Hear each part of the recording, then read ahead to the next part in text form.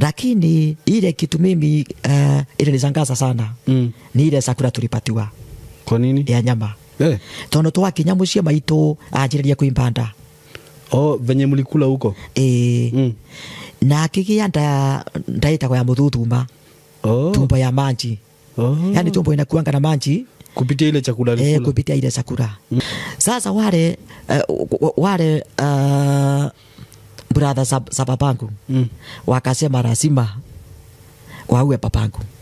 Lazima uwe baba yako? Kwa sababu mama walishindwa kukua mama. Riu mageshi ore uko mekoroga ndadi. Tondu ore amendaga ithuĩ tutioi. Na sasa wanataka kuwaua juu ya nini? Ruo ndarugo mendaga twacokera rĩu kũmenya thutha-inĩ. Sasa ile sita mimi nilipata kubwa. Watoto wananidharau kwa sababu mamangu ni yeye alipatia babangu dawa. Sasa kumejulikana hivyo. Kulijulikana hivyo. Huyu mwalimu na yeye alikuwa ananichukia kwa sababu nilikataa kumpatia pombe ya bure.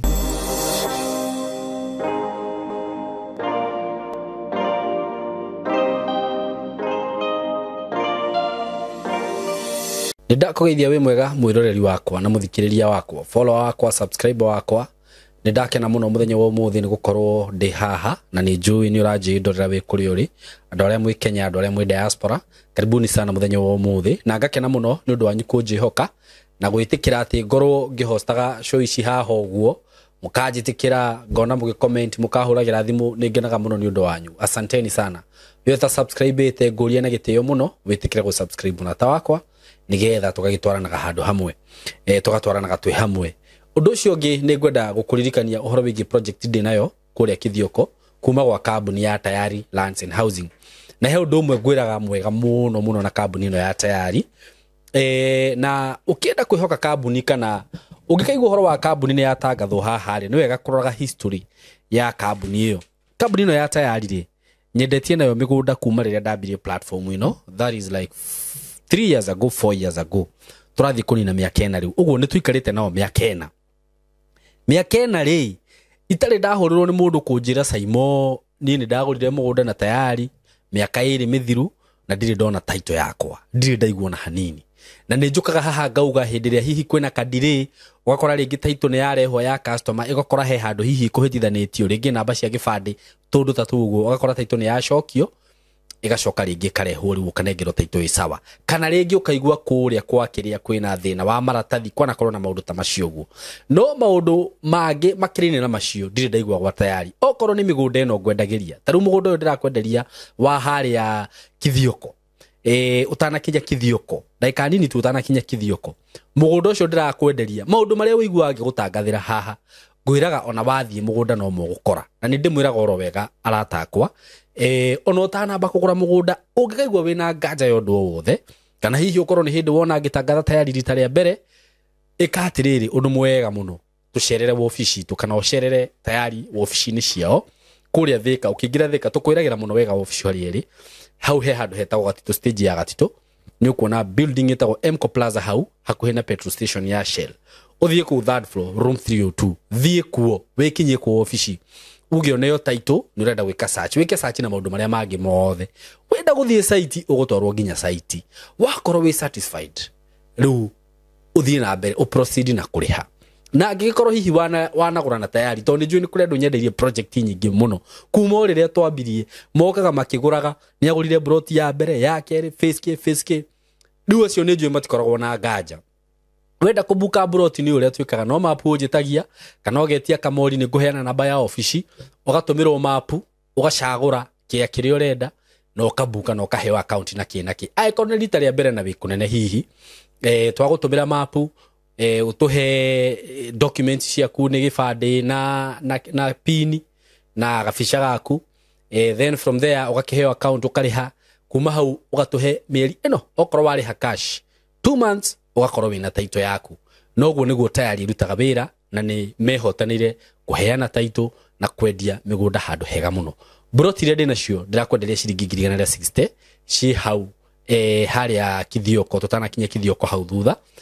Brot icio ndirakwenderia 160 cash wake yenda kugura na installment ni ciringi 180 ukagira deposit ya 50 balance ukariha na mieri 6 kuma rami-ini nginya mugunda ukuingira kindu kilomita 1 ukinye mugunda ni kundu kwega muno kundu gwakitwo kundu ngirima kundu ngika maundu mothe thitima na mai ci kundu kuria so we karibu sana namba ya thimu ni 0715 99 9909 0715 99 9909 kana hihi no gicere kuria office kuda gutariria na ungikendo na ni kuhurira na 0724 333313 no ukunyita mwe karibu sana riu nigetha tugithikiririe mugenire ndinake muthenya wa umuthi mwe karibu muno muthenya wa umuthi platform ini no itu Ngai atuheire na ngwiraga ukeigua wi handu haria hagirire ukirorera guku ndina rugano ndina ruo muthenya wa umuthi rwa muthuri wa Njere haha tumuthikiririe na tuigue urutani uria rwina ruo na ni ngwenda kuga ati maundu maria akwaria ucio ti murugamo wakwa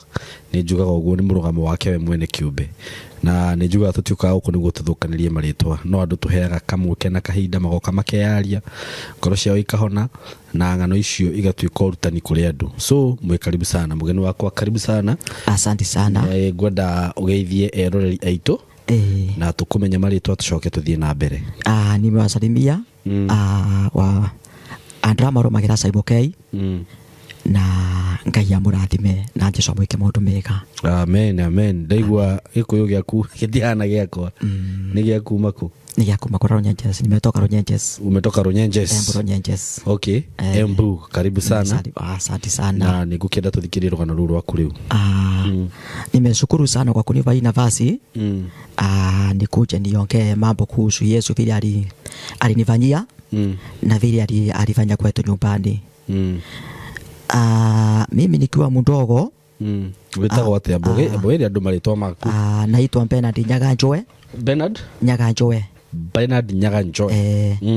nimetoka Embu Runyenjes nimezaliwa Runyenjes kijiji kinaitwa Nduri ni kijiji kidogo kikosini tu kabisa yani kutoka kwa kijiji uko juu sisi tuko chini kabisa nimetoka huko Nduri okay na nikiwa mdogo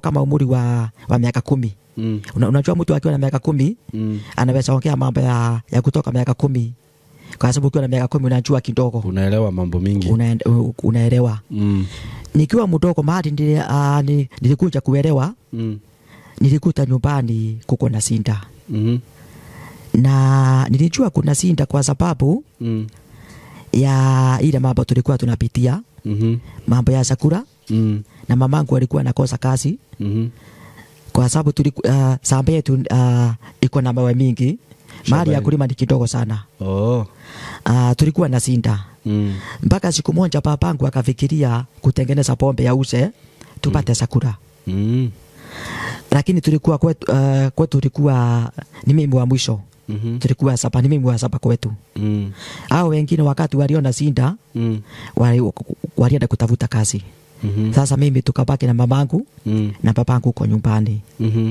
na hata kama tulikuwa wawili sinda ilikuwa kubwa kwa sababu sasa yetu kuna mawe mingi mahali ya kulima ni kidogo sana na mamangu alikuwa anaenda kibarua lakini kibarua ilikuwa tu inaonekana sio kila siku ni kama mwezi tu mara 3 okay lakini babangu alikuwa anatengeneza pombe ya kuuza alikuwa anakunywa na ingine anauza sasa ile pesa alikuwa anapata ya pombe ilikuwa kununua chakula nguo lakini ilikuwa kidogo sana kulingana na hiyo wakati na hiyo sinda ikaenda miaka mingi sana mpaka mimi nikafika miaka 15 na sinda na tulikuwa na sinda tu sasa mpaka ikafika mahali wakawa wanapigana karibu kila siku yani maitone yahuragwo agathie kwa cucu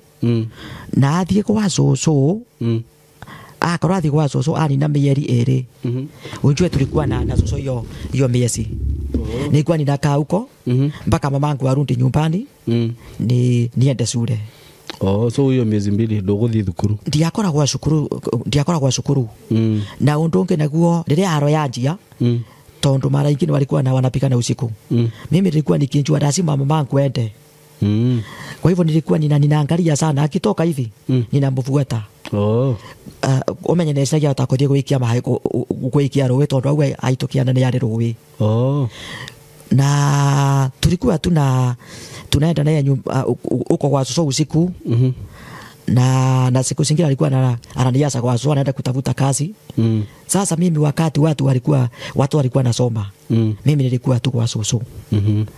Mpaka ile wakati atarudi nyumbani. Na hiyo sinda ikaendelea sana. Na ikaenda miaka mingi. Na hiyo sinda ikatufuata sana. Na familia yetu ikajulikana ni familia ya watu wa pombe. Ni familia ya pombe. Hata nikiwa kwa shule kuna watoto walikuwa tu wananitusi. Vile waliona babangu akiwa mlevi. Alikuwa anatembea mara nyingine anaanguka. Na hiyo kitu ikafanya mimi ndani yangu hata nikiwa kwa shule nilikuwa tu niko na hauko sawa. Yani undu ucio no wandangaga muno meciria-ini nuria ciana ciekaraga rwikithire kagia. Na siku moja babangu akiwa mlevi, kuna kitu ilifanyika huko kwa brother rusi yake. Kwa brother Shafafani. Tondu mari eri. Brother Shafafani. Kugitwa kwa ine ruga yari kuo. Ria kwa ina pate yari kuo. Kwa ina pate. Na babangu akaambiwa aende. Lakini akakataa, akaambia mamangu aende. Na mamangu akaenda. Lakini alikuwa nakataa kwa sababu wale walikuwa wanatutukana sana. Na kudharau mamangu kwa sababu ya sinda. Alikataa, lakini ikifika wakati ilifika jioni akaona aende afurahisha babangu. Akaniambia nimsindikize twende. Tulienda na tukakuta ni wageni walikuwa huko wengi. Lakini ile kitu mimi ile nizangaza sana ni ile chakula tulipatiwa. Kwa nini? Ya nyama. Tondu twakinyamucia maito anjiriria kuimbanda.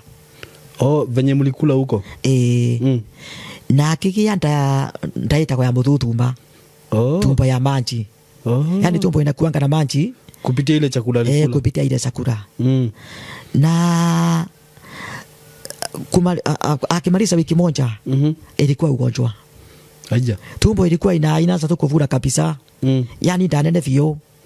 Kwani kayale mali na uru na inyui? Mali na uru no tutioi na tutiamenyaga na gutire mundu woi.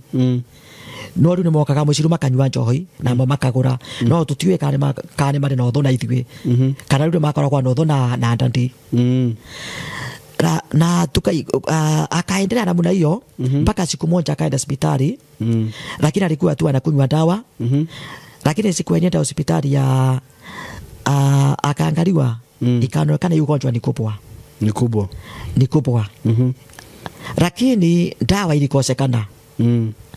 Riu thina wariho ni ati dawa gutire. Na nda nironekana nyimbu. Na rare kanyamu kanini. Na ni anjitie gucenjia.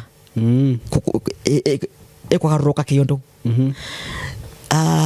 Sasa siku moja akatoka hospitali akaenda nyumbani. Na ni kuri ndia komete ku thibitari. Ta mieri eri uguo. Riu akioneka ndaracenjia. Ni ndiratiga kuimba na thibitari. Ndiratiga kuimba. Riu akirwa acoke mucie. Tondu ni mona riu ti murimu wa thibitari. Ni mona twa thibitari. Sasa wakati arindu nyumbani, akiwa hapo nyumbani kuna mama alipitia huko kwetu. Ni Mungu tu. Na sasa nyinyi mnajua sasa hiyo mlikuwa mnajua kitu yenye imeleta hii ugonjwa ni chakula yenye alikula ama? Mimi nilikuwa ninajua ni chakula na mamangu alikuwa anajua. Lakini ile sinda ilikuwa kubwa ni babangu. Kwa sababu mamangu akiambia baba amepatiwa kitu mbaya. Babangu atasema ya watu wao sio wasawi sio nini. Hakumwambia ni kitu alikula huko. Yani ndamutariria ni takoragwa arogerwo kuria. No amwire ni irio tu o kawaida. Yule mama alipitia kwetu. alikuwa amekaa sana bila kuona mamangu. Yani ukaga mushiko kuna masoya mako we ng'ombe. Tondu kwa rende ya riwa.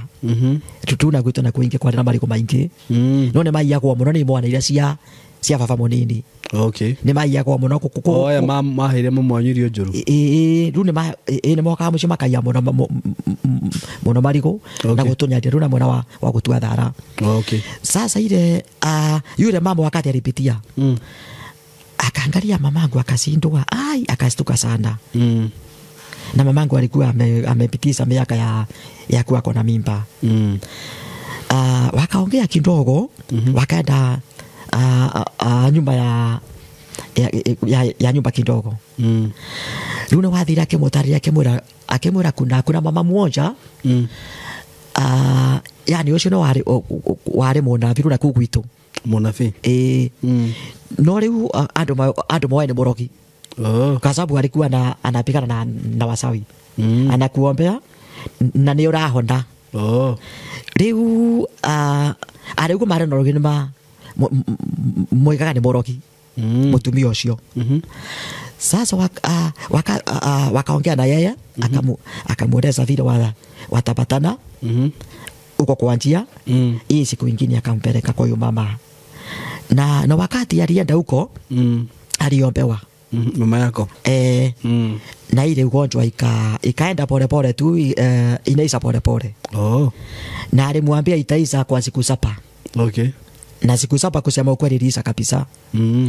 Sasa wale brother za babangu wakasema lazima waue babangu.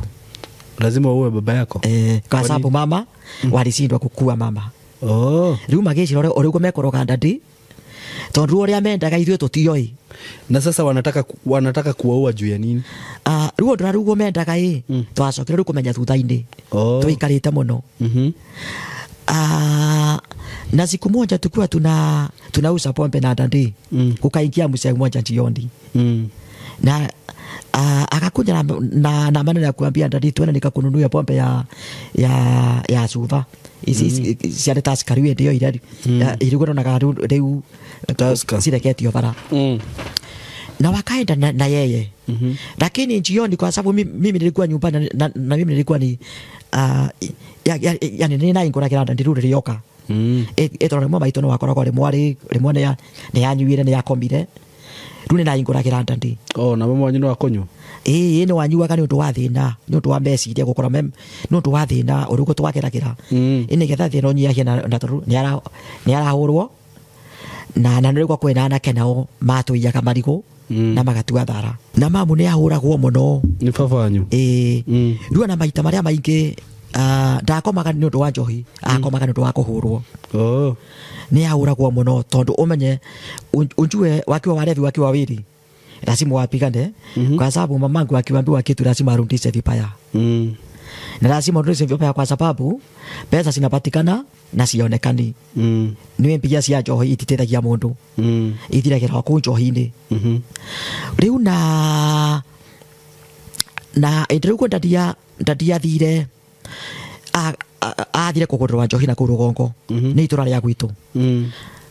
Oka ngimuhingurira ngigwa kwina kaundu aragamba kaundu koru karuhayo. Karuhayo. Nikamuuliza ni kwa nini dadi? Kwani leo nini mbaya na wewe? Akaniambia nimekunywa pombe ya suba. Na najua mimi hiyo pombe yani yuko ndanyuaga. Riu na muthenya uyu ngi karuhayo karia kakineneha. Na athi yangite oguo ugituika murimu. Okay.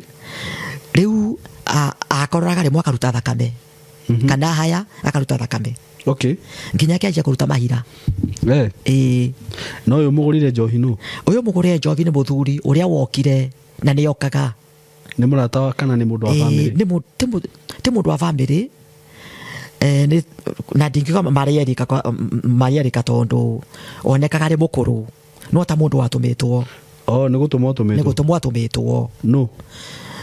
Ni brother Lucia Dadi acieri. Okay. No ndo wagitumikira rungo coka gukwira. Dadi alikaa karibu miezi wiki 3. Ugonjwa ikawa ni kubwa sana.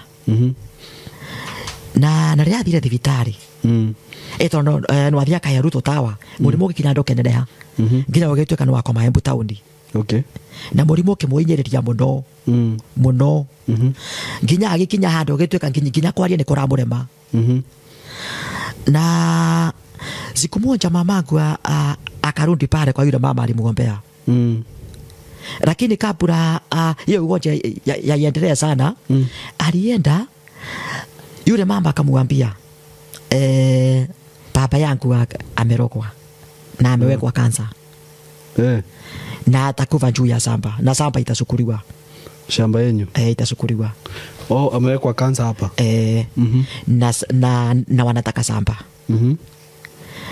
na akamuuliza sasa atafanya nini akamwambia fanya hivi ende ukunje na yeye ni muombe na nigetha hote kurutura igongona na kiria kiabataranagia na kiabataranagia kigongona-ini sasa ile shinda ilitokea hapo ni kuwa baba yangu alikuwa anasukia wale watu wa vitambaa na unjua wakati mamangu alienda akaombewa kuna mzee mmoja alisema afunge kitambaa na aliongea na babangu akampatia ruhusa lakini akamwambia hata kama utafunga kitambaa asiende kwa kanisa hiyo afunga kitambaa akae nyumbani na kitambaa sasa unaona hiyo kitambaa ikiwa ya nyumbani na ya kanisa haisaidii ruri ria thiraria ari muhunjia kimwira akathie na ndandi na nigetha ndandi athia oerwo na rutura magongona maria marutagwo kana marigo marutagwo ni undu ruo wa murimo rutu toci wakorogwo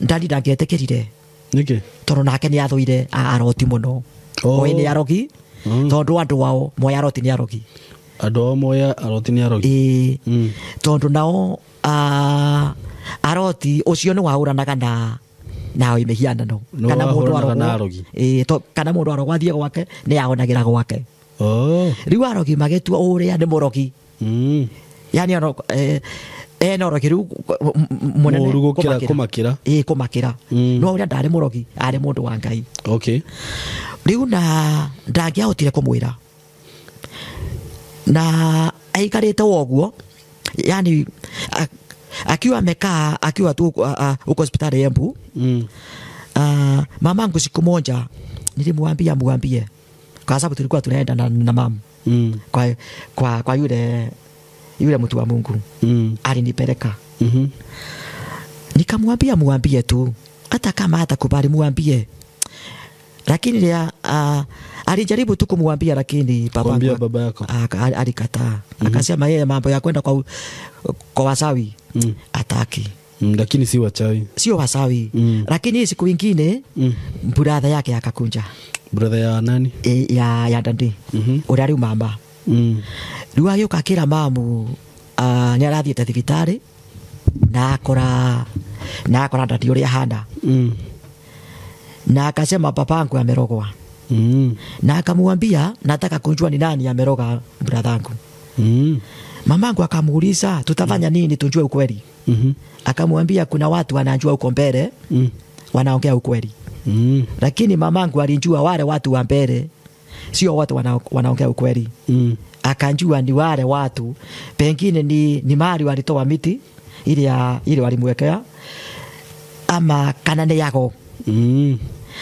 riu na to ni kindu ekirirwo njohi-ini ni kindu ekiritwo njohi-ini na ni macokire magiuka mucio kana tari mucemanio na maitu akirwa riu ni ugotwira uria wikite muru wa maitu tondu macokeria mama wanyu ndu ucio ni mamucokeria tondu nake na gitambaya na uria nake nari gitambaya na uria wekaine uria wamutungatire uria mundu wake walijua aliendaga huko kuombewa alijua kwa sababu ako na kitambaa na walikuwa najua ukiwa na kitambaa umeingia kwa wale wasawi so yani wanaita wachawi walikuwa nashukia sana mtu wa kitambaa na alikubali tu kwa sababu hakuna kitu angefanya kwa sababu hao watu ni wengi na nakikataa kwenda hata aende wapi atatafutwa na kipatikana atasomwa tondu ndio arogire macinagwo nini ndonete mundu itura gicinwo eretwo ni murogi riu ni etikagira muno gucinwo kana kugurwo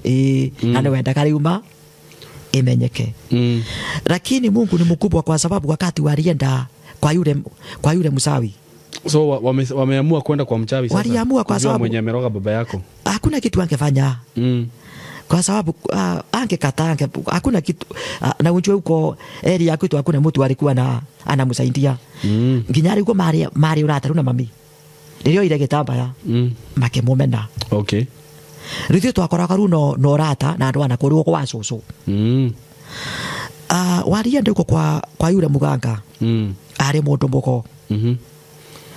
Na rira mathira ari mundu mugo. Mamu no hete Ngai muno. Tondu na no watigetia njira nao takwaga gucoka. Kwa sababu sinjui huko nikienda huko kwa huyo mtu sinjui kama tutapatia chakula ama chai ama maji. Lakini tu na athina naga gucoka uririkane andu ndagutwarite. Akinjira uririkane andu ndagutwarite ari mundu wa Ngai. Kuri gutwathi tura mundu wa waira mama. Okay. Akaniambia kumbuka kuna mahali nilikupeleka kwa mtu wa Mungu. Na nikienda nikose kurudi. Huyo mtu atakusaidia. Atakusaidia siku moja. Nikamuuliza na huyo mtu amezeeka akikuva atanisaidia na nini? Akaniambia unaona hawa watu wa Kitambaa nilikuja kugundua ni watu wa maana sana. Na maisha yako yote. Sasa hizo wewe huko na nini? Hapana, hapana. Akaniambia matuko mari yangu tura. Andu acio ndikamaige kuraihu na ndie. Na ndikanamenyithia mundu ni turi urata nao. Yani akaniambia nisiambie watu tunajuana na wale watu wa Kitambaa. Lakini kuna siku yule mama alikuwa alimuombea. Alikuwa tulikuwa tunaenda kwake Friday. Sasa wakati walienda pale yule msawi unajua kuna zile vitu wanafanya hivi hata kama sijui wanafanya na namna gani. Yule mtu kuangalia roho wa Mungu akaingia ndani yake. Mungu ni mkubwa. Wale watu waliroga ndani akawa magwetire na marietwa mao. Magwetire mari atatu no ria watumitwo. Aya. No ruthi no wari moru ni ate gutire mundu mamu wanyu ni igua. Ari hona na ne waigua tondu mundu cio ari hau. Tondu ona ke ni mbeca moyaga. Tondu acio mama tirutaga wira wa tugu. Na riu ti no wari ate ari andu maigua ni andu atatu. Baba munini na mam na huyo mwingine. Sasa hakuna mtu yani wamesikia kila kitu. Yani huko kutiari mundu ngiokira riri na guko njeru gutwira ni makanatima. Tondu mamu ne gukatwira gwatuika ni andu atatu uria nake athira kigarura. Akasema ilisemekana ni mamangu. Ilisemekana ni mama yako? Ni mama yangu. Amefanya hivyo? Ni alifanya hivyo. Na anataka akuve auze samba. Lakini si mama amesikia venye kumeambiwa? Alisikia. Unajua shida ilikuwa nini? Hakuna mtu mwingine alisikia. Walikuwa tu wawili. Walikuwa tu wawili na huyo mchawi? Walikuwa wawili.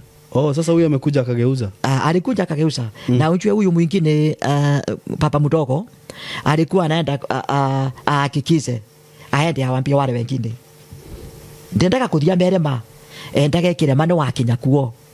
Undu mamu wangiurio ni murathiete kwa mundu muna oige riwenda kama ngwa iga ni marathiete kuo uyu nake riwaga aria maendi uria gutari na okiria kihenania akiria kiuga ni mamu urogete ndandi na gugetuika mamu no wankinyoragwo.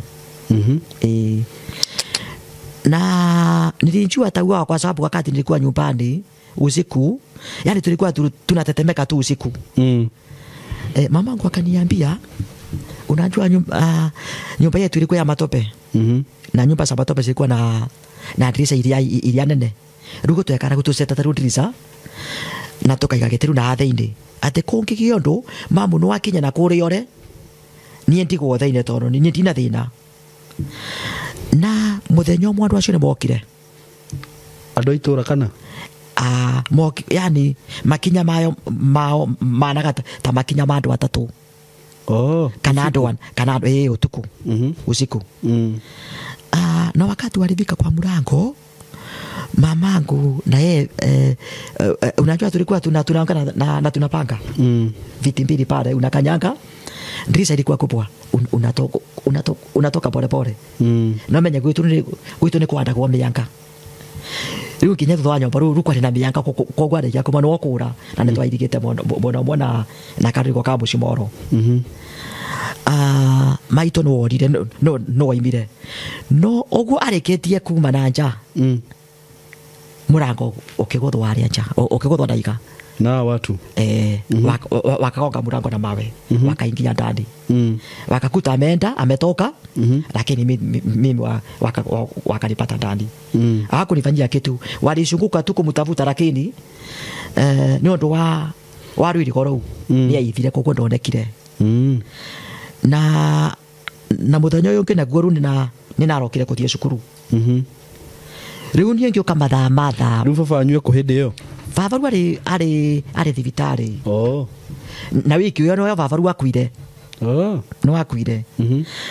Riu ni muthenya gwake riu kiroko ni ngithie cukuru no ngicoka ngiuma thaa 4 ngitoroka thaa 4 ndienka, yani nienda nikaangalia kama mama wangu tu amepatikana. Unajua kati ya alitoroka mimi sikumpata na kurudi asubuhi. Mimi kurudi masaa ya saa 4 nilifika nyumbani saa 5.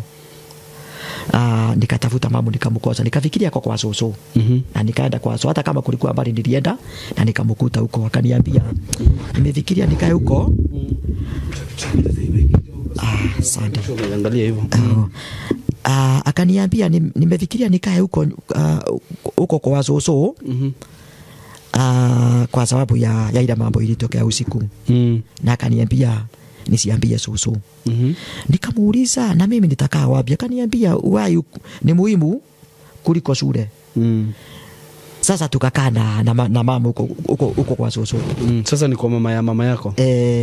Na yani nakwari gukweru na riri na barabara ru yarambirwe ra ruko tongia rutukithie kwa ndandi gutiari kuraihu yani rukwari akuya bara-ini. Okay.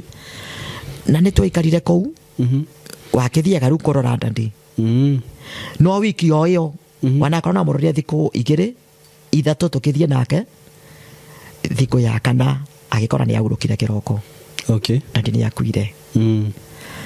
Na ruingi na brother ciakwa ingi magioka yani brother zangu.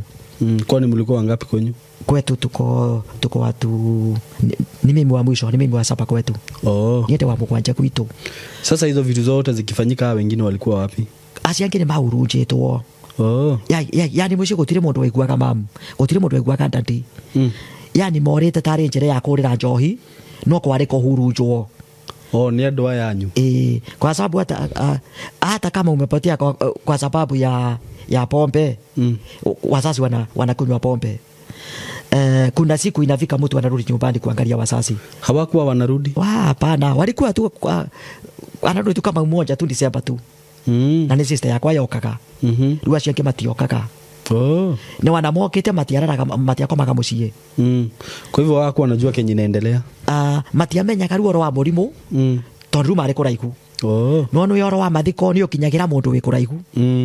Riu ni kuri andu aya matatu amwe ya itura tondu itura ni kuririkana kwari na andu eri omwari makanga omwari driver. Riu aciru ni mamakinyeiri riu na tondu acio ni mamonaga. Okay. Sasa wakati ulifika wa Masisi. Kwa hivyo hawa ndugu zako ni kama walikuwa wamerushiwa kiroho, yani watukie mama yako na wazazi wako. Na alikuwa walirushiwa kitambo kwa sababu hilo mambo ilikuwa ikifanyika, lakini hakuna mtu alikuwa anajua kile kinaendelea. Waliingia pole pole, lakini sisi hatukunjua. Unajua sinda hiyo wakati ya hakuna mtu alikuwa kwa kanisa. Mamangu alikuwa tu anakaa, tunakaa tu nyumbani, hata kama ni siku ya kanisa. Tulikuwa tunakaa nyumbani tunauza pombe. Unjue siku ya Sunday kuna kuanga na watu wengi wa kununua. Hata kama ni jioni kabisa, nilikuwa tu nasaidia dandi. Akiwa mlevi, mimi ninamsaidia tu kuuza. Okay. Na unjue kitu kingine, kuna walimu wawili walikuwa wanakuja kwetu. Na mmoja alikuwa ananisomesha. Sasa ile wakati dadi alikufa, watu tulikutana nyumbani, watu wote, hata mimi nilienda tu huko nyumbani kwetu. Na watu kidogo tu wakakuja nyumbani, na wakati watu kitu kidogo, unajua kama ni mazishi ya kulikuwa na ite tu. Mambo ilikuwa tu rahisi. Kama ni sanduku inatengenezwa nyumbani. Na hakuna mambo mingi inawekwa. Ni kutengenezwa tu na hii shuka inawekwa juu. Mnachukua mtu mukamuti kwa tena na rugano rundende. Sasa wakati hiyo dandi alienda huko akasukuliwa, kuna ile barua. Ile barua mtu anapatiwa ya burial permit. Ile sijui kama ni hiyo. Ile ya chief. Ile ingine ya mosari. Nimeiona ile mtu asainaga. Ni tio burial permit kana. Kana ni death permit. Ikora kwa yeye. Niguo thio ni damiona niguo thio kwa ene certificate na kina. Riu ni agucanagirio. Ni baba monire no amenyaga. Niguo hote kwa indo ciake. Tono na twathi kuria mosari, wakati ile uko mosari. Alikuwa sana alikuwa anasema babangu hakukuwa na bibi. Haya. Lakini kwa sababu brother zangu walikuwa hapo. Na wale wengine walikuwa. Hiyo mambo ikaenda hivi. Lakini mamangu alipatiwa hiyo barua. Okay. Na tukachukua mwili. No rĩu gwakinyire nĩ ndĩ ya gwĩkũrũkia mwĩrĩ gũkĩgĩa thĩna. Gũkĩgĩa thĩna tondũ yule brother wangu mkubwa, sijui kama ni roho wa Mungu. Na nafikiria tu ni roho wa Mungu kwa sababu hakuna mtu alimwambia. Alifikiria babangu alirogwa. Okay. Sasa akasema hamjamwambia kitu yote? Hakuna mtu alimwambia. Akasema wale watu walimpatia dawa, pombe. Hawata simama karibu na mbera Ruyanda ndi. Rĩu gũkĩgĩa haro, no my brother nĩ ahurirwo. Nĩ ahurirwo nĩ ara tondũ ingĩ rĩu kwa ena mũthuro wa itũra.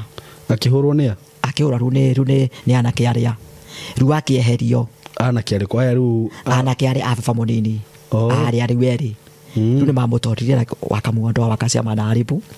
Wakampiga tu wakamwambia aondoke. Wakamuondoa. Lakini walimpiga alikuwa anatoa damu. Kutoka hiyo siku ama hiyo saa tulisika babangu. Masisi wakati Lisa. Mimi sikuwa na mamangu. Alipotea. Hakusimama hapo.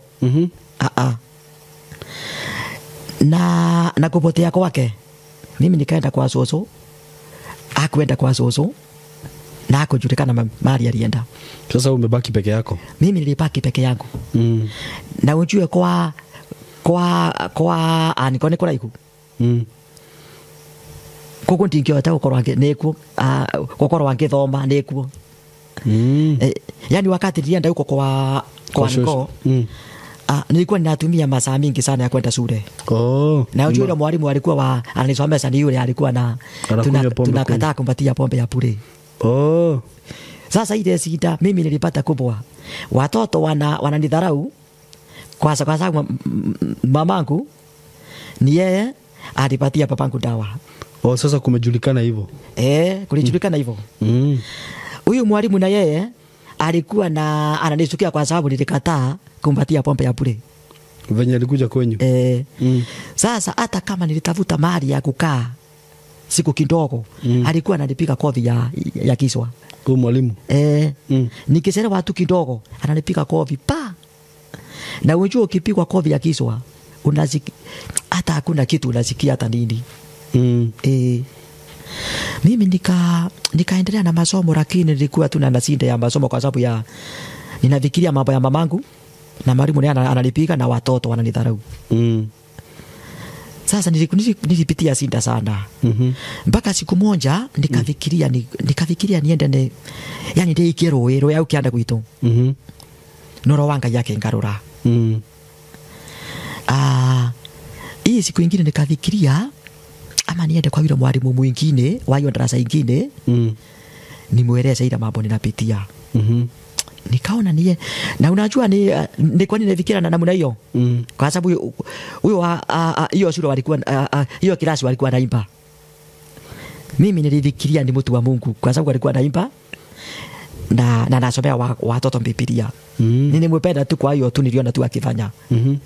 Nikaona ile mambo anafanya ni kama ile nyingine. Yule mwingine alikuwa na yule aliombea mamu. Runi ngezi ndio gware kane gwore kaga. Runa akiona ale mundu mwega wa Ngai. Na ale mwe kwa ibete njeri. Alikuwa anaitwa Miss Kangiri. Nikaenda tu nikamkuta masaa ya jioni. Nikiwa ninatetemeka kwa sababu ya njaa. Niko na nguo lakini nguo zangu zote ziko na usavu. Na zingine simbepotea. Zingine nimeacha huko kwa soso. Na kabla nitoke huko kwa soso, kuna watoto wa niko. Sasa walikuwa wananitusi na wananipiga. Okay. Juu mamangu amerudi pale. Sasa kuna nguo zangu zilipotea huko. Sasa mimi ile siku nilienda kutafuta mwalimu. Nikamuelezea shida yangu, nikamwambia niko na shida ya sina mahali ya kukaa na chakula na nguo, na mamangu alipotea. Na hata alikuwa tu anajua kwa sababu alikuja kwa mazishi hapa ya Ndandi. Akaniuliza ninataka anisaidie na namna gani. Na akaniambia ujue mimi sitakupatia kwa wangu kwa sababu wewe ni mtoto wa shule. Unataka nikusaidie na namna gani? Nikamwambia tu nataka unisaidie na kuniombea. Sijui mamu alienda wapi na ile sinda na niko na sinda. Sasa mimi nataka kwenda kutafuta kazi. Niombe mimi nikiondoka tu nirudi. Na kitu kingine niombe hata kama nitakaa miaka mingi ile siku nitarudi nipatane na mamangu. Tukaingia na huko kwa nyumba, akanipatia chakula na akaniombea. Na mimi nikamwaza tu nikaenda. Nikatafuta mahali ya kulala kwa wale watoto walikuwa tu wanalala nyumba sina nyumba zinakuanga nje. Unajua kuna watoto wengine wanacheka wa nje. Yani nyumba iko karibu tu na nyumba ya mzazi wake. Sasa mimi nikatafuta tu mimi ona thingira. Riu ningietha riu mwanake omwe wale riu wale go twegwithanagia nao. Riu ngimwira ndaria muthenya omwe na ndakauga ndikuo. Sasa asubuhi mimi nikaondoka. Ile saa niliondoka asubuhi nikapitia kwa nyumbani. Nikapitia nyumbani na nililia kweli. Mpaka unajua kwetu kuna mto. Wakati nilivuka pande ile nyingine nikaangalia pande ya kwetu. Nililia sana. Na nikaambia Mungu, nimekuomba tu mambo mawili. Kuna watu nimeasa kwa shule. Na unajua shule na unajua mimi masomo yangu imeharibika. Nimekuomba tu kitu kimoja. Wale watu nimeasa kwa masomo. Hata wakiwa wengine watapata kazi ya askari. Ama kazi nyingine tu iko juu kuliko hiyo. Akiwa amekaa pande hii, Mungu hata mimi hiyo siku nitakuwa nimekaa pande nyingine. Yani naragiriria ro amagongora mundu akoragwo ari andu yani yetetwo nina ningakoragwo runa kuria marigo-ini tondu ndiathomire. Unaona? Riu nikaambia Mungu nitoe huko mbali unilete tu karibu na hawa watu nimeanza kwa masomo. Hawa watu ni wanasoma. Na mimi nikaenda. Na kwa sababu ukiambia mtu Mungu kitu ni vigumu sana Mungu aseme nimesikia. Mimi sikujua Mungu alisikia. Na mimi nikaenda tu nikasukuka kutafuta kazi. Nilienda mbali huko juu mahali kunaitwa Kianjokoma. Nikatafuta kazi huko. Ninaingia naweza ingia kwa hii nyumba niambiwe kuna mtu mwingine alikuwa anataka mtu wa kazi. Sasa niliendelea tu na kupanda huko juu kabisa. Lakini Mungu ni mkubwa, nilipata kazi. Yale yako reithia. No rundi ari na inya bwa gutwira ng'ombe nyingi. Rura tuagera tomo turuto nini. Kuko netanaya go irio. No ngiona ni wega ngorwo ni kuo. Toro nene ndaga na kinyeme yake akogimara ngimarire kou. Toro na ruindi yo agakorundire na mwiri. Hata hiyo wakati nilikuwa niko tuna na kamwili kadogo. Na nilikaa tu kwa tu nilikaa karibu miezi 4. Na siku moja nikasikia watoto wakisema huyo mtu alipigwa. Huyo jamaa anajua karate. Sasa nikashindwa karate ni nini? Sasa tukiwa hapo nje naona watoto wanafanya hivi vile Bruce Lee alikuwa anafanya. Mtoto mmoja akaniambia kuna kijana mmoja alitoka Murang'a lakini kwa kulikuwa Nyeri. Alikuwa anajua taekwondo na alikuwa anapiga watu huko shule. Mimi nikafikiria hiyo inaweza nisaidia. Kwa sababu nikiwa ninajua kupigana nitasaidia mamangu. Asipigwe sasa. Asipigwe na wale vijana wa baba yako mkubwa. Wa mama yangu wa baba yangu mkubwa. Lakini hiyo nikaona sasa nitamwambia na namna gani hiyo kijana na ni mkubwa kuniliko. Hii siku nyingine jioni nikaamua niende nimtafute. Nikaenda mpaka huko kwao. Nilizunguza tu na nikajua. Wananielezea vizuri. Nikaona hiyo kijana namjua. Tunajuana lakini sio sana. Nilienda nikamuita, alikuwa anaitwa Kariuki. Nikamuuliza Kariuki, nikamwambia Kariuki kuna kitu ninataka uniambie.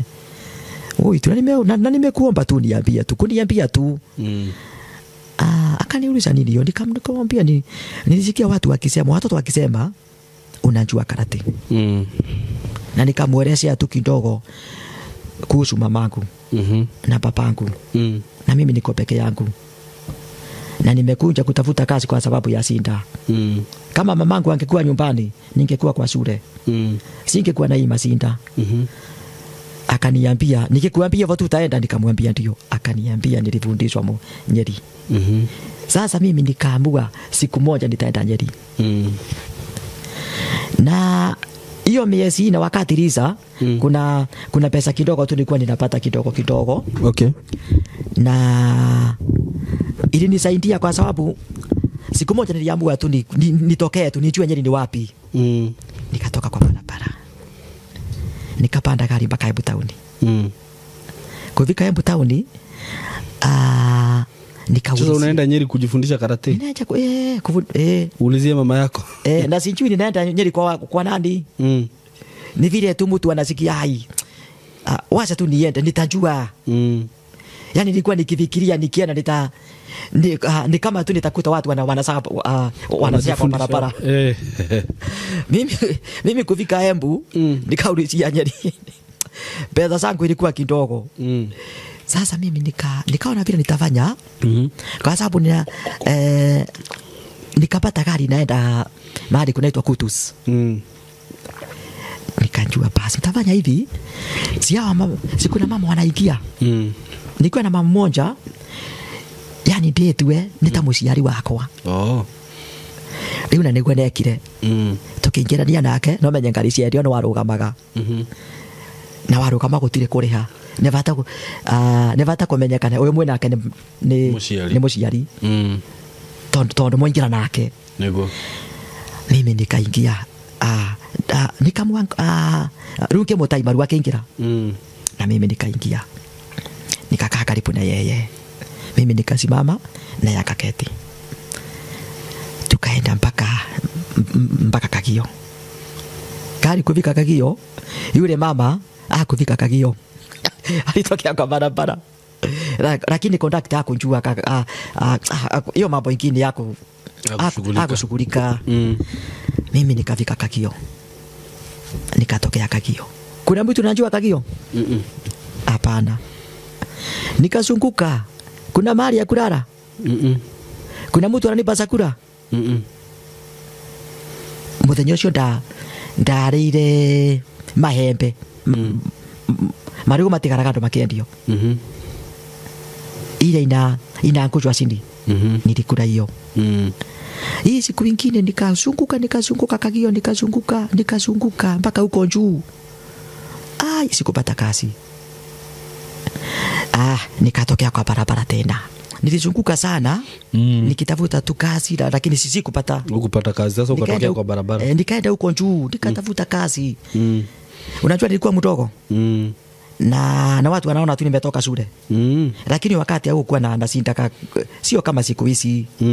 Hiyo wakati ukiwa tu unajua kazi tu, hata kama ni kidogo unapatiwa kazi. Lakini siku hizi hata ukiwa mkubwa kitambulisho kwanza. Nilizunguka sana huko pande ya juu ya Kutus. Na nilikuwa tu napata tu chakula. Ninazunguka asubuhi. Ikifika jioni, kama nikiingia kwa mtu tu kwa nyumba, ananiambia wewe lala hapa, kesho uendelee na kutafuta kazi. Rĩu ndiakaga gĩa kũrĩa. Rĩu na Ngai nĩ wacokirie akĩndeithia, na mwisho biũ ngikinya Nyeri. No rĩu nakinya Nyeri, wale watu nilikuwa nikifikiria nitawakuta, hakuna mtu niliona hata mmoja. Sikupata mtu. Na niliulizia, hakuna mtu aliniambia mambo ya watu wanafanya mambo ya karate. Sikunjua hata kidogo. Leo nginya mutumia omwe o kau Nyeri, akindwara kwake gĩa kanja. Gĩa kanja. Kuna mahali kunaitwa gĩa kanja. Mama mmoja alinichukua hapo tauni, akanipeleka huko nyumbani, akaniambia wewe tu kaa huko kwangu. Lakini nilikuwa tunafanya kazi kidogo tu. Na nilikaa kwake miaka 2. Unajua nilikuwa nikifikiria nitapata mwili. Wale watu walikuwa nakataa kunipatia kazi, nikitafuta kazi nitapata. Sikupata mwili. Nikakaa kwake, nikaona ananitumia tu na hakuna kitu ninapata. Sasa mimi nikatoka huko, nikateremka Karatinda. Karatinda nikawa tu huko tauni. Yani kuna nateithagia andũ gũkua tũmĩrigo tũnini, ngona kanyamũ kanini. Na Ngai akĩndeithia mũno, na gatuko kawĩra gakona gĩa kũrĩa. Alafu tu nilikuwa ninalala huko nje. Na nilikaa miaka 2 namna hiyo. Unajua ile ingine miaka 2 na hii ingine miaka 2. Hiyo ni miaka ngapi? 4. Miaka 4. Mwaka wa 5 yani mwaka wa 5 ũgĩthira, nĩononire wĩra arĩ mũtumia ũmwe arũgamaga MCA ĩndĩ ĩyo, na akĩhe wĩra gwake. Na ngigeria kũmũtarĩria tũmathĩna tũnini tũkonainie na mũciĩ. Lakini akaniambia utafanya hivi, pesa nimekupatia sio kidogo, lakini pesa itakusaidia kwa sababu nitakuwa nikikununulia nguo na viatu, na ninakupatia tu pesa kidogo. Hii ingine ninaweka hii ingine, alafu ile siku utaenda nyumbani utakuwa tuna pesa. Na ukikuta mamaka utamsaidia. Mimi nikaona kweli ameongea vizuri. Sasa kwa sababu alikuwa ananipatia 300. Unajua akinipatia kitu kidogo mwezi ukisa, nikimuuliza imepaki nini, hata alikuwa ananiongeleza tu kitu kingine mbaya. Ananiambia si pesa yako nimekuwekea pesa, nitakupatia pesa kuna sinda. Mimi nikakaa kwake mpaka miaka miwili kaisha nikiwa kwake. Miaka ingine miwili. Nilienda nyumbani mwaka wa 7. Sasa nikaona hakuna faida ninapata kwake. Alikupatia ile pesa alikuwa amekuwekea? Hakuna kitu alinipatia. Aliniambia alikuwa ananinunulia nguo. Na ninakula kwake. Na ninakaa vizuri. Sasa hata mimi nilikuwa hiyo maisha ilikuwa sawa kwangu hiyo siku. Blanketi ilikuwa sawa. Maisha ilikuwa sawa. Nikilinganisha na nyumbani. Maisha ilikuwa sawa, lakini ile shinda ilikuwa ni mamangu, sikukuwa nikipata mamangu. Lakini maisha ilikuwa sawa. Mimi nikaona hakuna kitu atanipatia na hakuna kitu nitapata hapo. Mimi nikafikiria nifanye nini. Nikafikiria sana. Nikaona sasa nikafikiria nitafute kamba. Lakini kwa sababu nilienda kwa yule mwalimu yule nilikuambia alikuwa wa kanisa, akaniombea. Na nikamwambia aniombee nirudi nyumbani. Sasa ile mambo ya kurudi nyumbani ikanikunjia. Ulikuwa unataka kujinyonga? Nikaanza kufikiria ile mambo yaliomba na vile nilimwambia. Ate kuna na akaniambia kweli kuna siku utapatana na mamako. Aliniambia mambo mingi sana. Sasa ile mambo aliniambia nikaanza kufikiria. Si aliniambia nitapatana na mamangu siku moja. Aliniambia mamangu atakufa. Ako uhai. Na akaniambia tu ni vile ameenda tu alipotea kidogo kwa sababu ya wale watu. Lakini siku moja atakunja. Tutapatana na yeye. Na akaniambia Mungu ni mkubwa. Na Mungu atanisaidia. Sasa mimi nikaanza kujiuliza kwa moyo. Nikajiuliza na watu wanatumikia Mungu. Unajua sasa yule mama alikuwa anatuombea, alikuwa na kitambaa na wakati nienda kwa Nyeri sikupata mambo ya kitambaa. Na mimi nilikuwa nikifikiria tu hiyo tu alikuwa tu anaongea mambo ya Mungu. Sasa mimi wakati nienda Nyeri sikushughulika. Nikaanza kufikiria. Na huyu ninasikia kama Mungu anasaidia mtu. Na hii shida yote tumepata. Babangu alikufa na Mungu alikuwa tu anaangalia. Mamangu alimsaidia hapo, Mungu alifanya kitu. Lakini huyu Mungu na nimeshunguka, nimepata shida. Kwani Mungu anasaidia nani? Hiyo kitu nikafikiria sana. Ninafikiria kwa kujinyonga, lakini ile maombi na hii mambo ya kufikiria Mungu anasaidia kwani anasaidia watu matajiri. Ikafanya ile mawazo ni wasa na ile mambo ya kufikiria kujiua. Nikakaa tu na ninafikiria mambo ya Mungu, lakini sina mtu wa kuniambia mambo ya Mungu. Naweza kuta Mungu na muda gani? Nitaanzia wapi? Unaona? Lakini siku moja na ucho hiyo wakati nilikuwa ninazunguka, nilikuwa ninakunywa pombe. Si nilikuwa nyumbani tunapika pombe. Hata mimi wakati nilienda Nyeri nilifikiria mambo ya pombe. Na ilikuwa inapatikana kwa sababu kuna pombe ilikuwa inaitwa 47. Ilikuwa na karatasi kadogo. Tulikuwa tunanunua shilingi 12. Nilikuwa ninatumia hiyo. Okay. Nikikunywa tu kamoja tu inaingia kwa kesho, ninasikia vizuri. Ila mambo mengine inapotea. Na Mungu ni kama Mungu hiyo siku alikuwa ananiongeleza, lakini mimi sikujua. Ile mambo nilikuwa ninafikiria ya yule mama, yule mwalimu, ni Mungu alikuwa anaweka ndani yangu. Sasa mimi siku moja Mungu alifanya vizuri, nipata kazi. Ukapata kazi? Nikafanya miezi miwili, mwezi mmoja tu, karibu miezi miwili.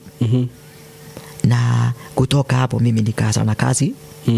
Na nikanunua dawa. Okay.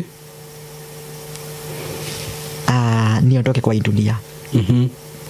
Lakini mali nilikuwa niende nitumie hiyo dawa nikiwa mali fulani. Hata watu wakiona niko na shida wasishughulike. Nilipata mtu akiomba. Okay. Nilipata mtu akiomba hapo. Sikuenda mahali ingine. Na unajua nilikuwa nikifikiria nikunywe dawa nikiwa mahali hata hakuna mtu ataniona. Unajua ukinywa dawa ukiwa watu wakipata umekunywa dawa kana kwina maundu reka ni oguo makonyoka thibitari ndienda ko oguo Mungu anataka kupeleka hospitali. Sasa ni ndeka ni nywe dawa riu ngwire handu itekuthie thibitari. No nathi nakora mundu akioya ndiingirire ho. Riu nie undu ucio naguo riu ngirigwo atiriri maito ni wathiete kwa mundu wa Ngai na ni ndahoeretwo ni mwarimu. Na nimepata mpokeo. Na nakora mundu wa Ngai agithaka-ini. Ninacokire kumenyeta kwa Nderitu na no wacokire kundeithia muno alinisaidia sana. Okay. Mimi hiyo siku nikaenda nikanunua pombe mingi kabisa na nikakunywa. Na nikanunua sigara mingi. Nikaambia Mungu nikiwa mrevi nataka tujuane. Nikaambia Mungu nataka tujuane. Nikaambia Mungu hakuna siku tulikutana na wewe lakini mambo yako nasikianga watu wakiongea kukuhusu na vile unasaidia watu. Lakini nataka tujuane. Natamani sana tujuane. Na hiyo na nilikuwa na sinda hata nikiwa shule. Yani nitatondoiraga muno. Rimwe ni ajuragia undu ngana ta kwandire nginyagia maguru ngietha ciuguru da nginya ikiuma ndari na thina. Nikaambia Mungu kitu ya kwanza hii roho ya kufanya mimi hata kuongea siongea vizuri ndutera kiondo giki na ngira Ngai nawe Ngai wona wandeithia ningahonoka na ukandua mwindi na ngiririkania Ngai nigetha andu aria natigite cukuru mari haria na ndi mwindi ngakora mwana uyu ungi koguo ne mwindi ndigakorwo na kuria githaka-ini noneka ningeto wa mbere. Unaona vile nifikiria nikathikiria hata watu walikuwa shule hata wasome wao walimu hata wao daktari wakati watakuwa hata kuwe na mkutano ukiwa mwimbaji hata ukiwa nyuma uonekane lazima uambiwe kuja. Ni kweli. Mimi nikaambia Mungu nimekuomba tu nipatie hiyo kipawa ya kuimba. Na hata kama hakuna mtu wa kwetu nimesikia kiimba wasa mimi niwe wa kwanza wa kuimba. Na ngeikara Ngai ni akunjariria Ngai ndanjaririe no njikarite uguo muthenya umwe njikarite uguo riu no ndwa matheru bari gurageragera ndivona ukire ngiuria Ngai tari kumuria no rwari rwimbo rwokire ngiuria ngira Ngai ni ngagwo ni thanero rera ciana ciaku andu aria wombire muthenya methayo muingi na riri riumbo kuona rionekire utuku riri maithori maingi ni ngwenda kuiguirwo tha nikuna runo rwa thina na marugo nageragera ngigwa rwimbo ru thini wakwa ni kuri undu tocio na ndivyo naukire ngiuria Ngai korwo ndandi ariho ningimuria kiuria giki mukiendana na maito ne aca yariho kwaga kwiguithania kana ni mutino wagandu wa maithe niki gitumaga baba ndure na ndiru ngicoka ngimwira ningwiyaririria kwi Ngai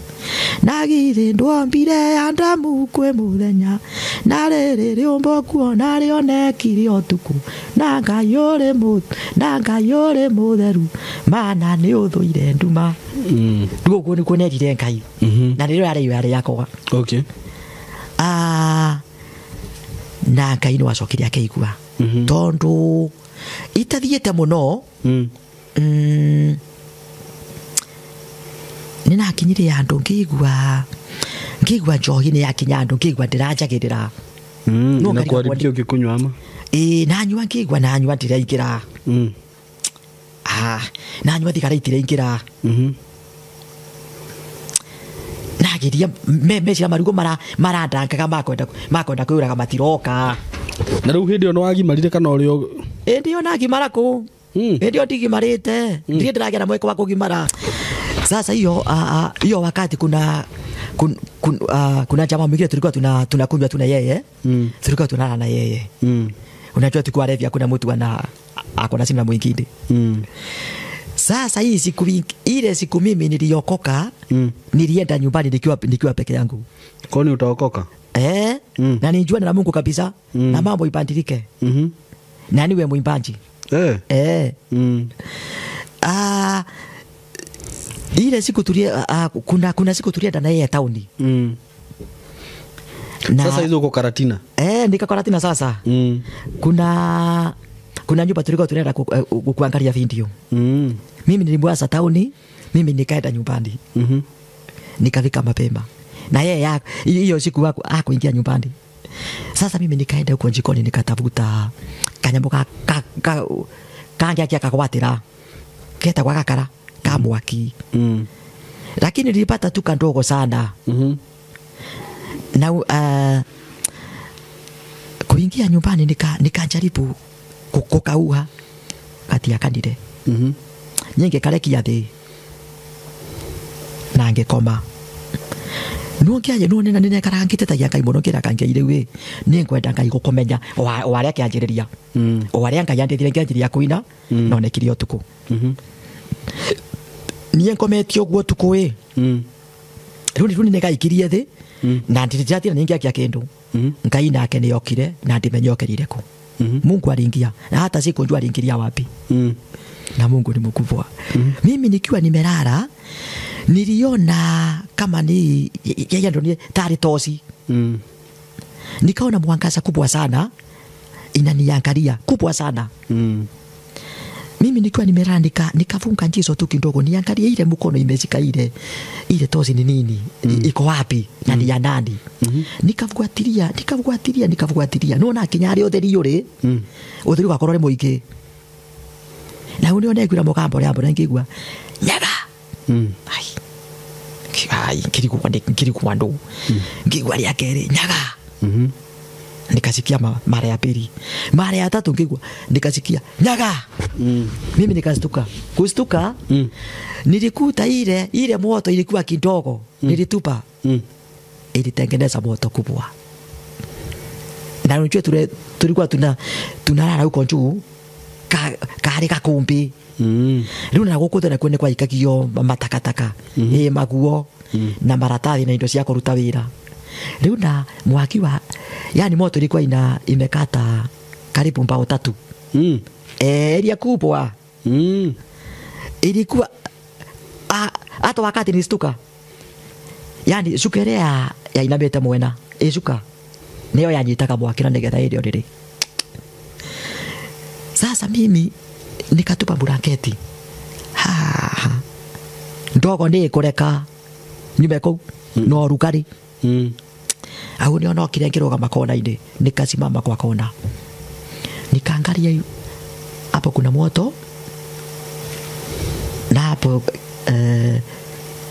juu kidogo kuna nini kuna mlango moto uko karibu na kitanda na mlango kwa pale tu mbele kidogo sasa mimi nikafikiria kuruka nikonge mlango lakini mlango nimefunga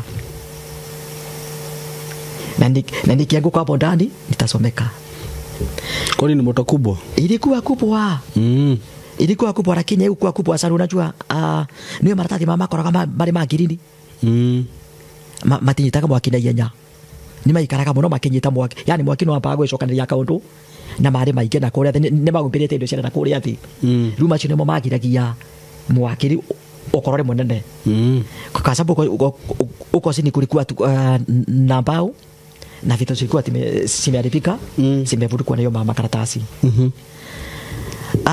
mimi wakati nilisimama ile moto nikaona ni kama sasa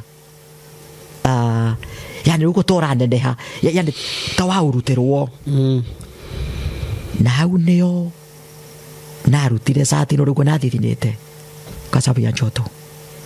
Nikaambia Mungu nipatie nafasi ya mwisho tu, nisaidie nitoe kwa hii moto. Nimeongea mambo mengi kukuhusu, lakini nilikuwa tu nikijaribu kutafuta uhusiano wangu na wewe, kwa sababu mimi sikujui na hakuna mahali tumekutana na wewe. Yani matuko bara ndaturite ni tutire twacemania no ndwa mathina mara makoragwo akuo ni ndiakuonete riu nake mwira wao no kia Ngai ni ugukorwo wikite wega, nisaidie tu. Na Mungu alinisaidia kwa sababu nilijaribu kuruka mara ya kwanza, ya pili, ya tatu nikaona nitaanguka huko ndani, lakini ya nne niliruka nikagonga ile mlango haikurudi ndani, ilianguka nje. Sasa sinda ilikuwa moja, nindakotha mlango na ndani ikombe rena stairs na unjue ukiweka mguu kwa stairs mguu unavunjika, lakini Mungu alisaidia. Wakati niligonga mlango si unajua hapa kwa mlango kulikuwa na moto, kwa sababu hii mbao ilikuwa hapo chini, moto ilikuwa imekatwa na moto. Sasa mimi sinda ilikuwa nigonga ile mlango niende pandile ya nje, ilikuwa inafunguka na nje. Mimi kuonga mlango Mungu alisaidia, sikuanguka ndani, nilianguka nje na akanisaidia. Hata kama nilikanyanga ile mbao, nilikanyanga na nikaanguka huko nje. Mungu alinisaidia hiyo siku, na kutoka hiyo siku. Kwani hakukuwa na maji kwa nyumba ungezima hiyo moto? Hapana, maji ilikuwa nje. Maji ilikuwa nje, unajua walevi wakuangi na maji kwa nyumba. Hapana, tulikuwa maji ilikuwa yani kwa na riko. Kuguru ko tiruna na mai kugotie na bata no amenye ikikondo kuingi ruti gwito rune kwa mwanake. Yuana kora kwa no gutiare mai na tondo riri aza gutiare tondo kenye ile rutu ya riko. Sasa ukatoka nje? Mimi nikatoka nje na nikastoka kwa sababu huyu mtu ameniita sijui ni nani. Na pengine anaweza kuwa ni amesoma hii nyumba. Na hii nyumba ni ya wenyewe.